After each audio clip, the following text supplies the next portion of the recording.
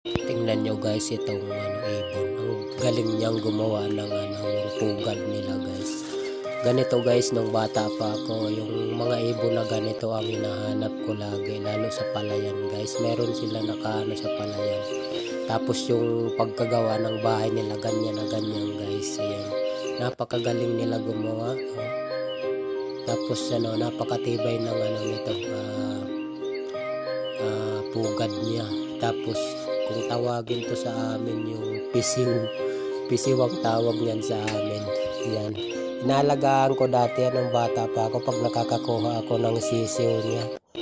Ayan ang galing ng ibon.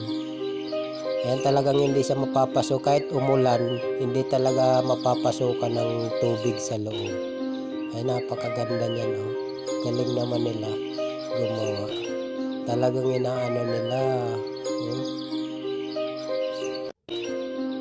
Galing.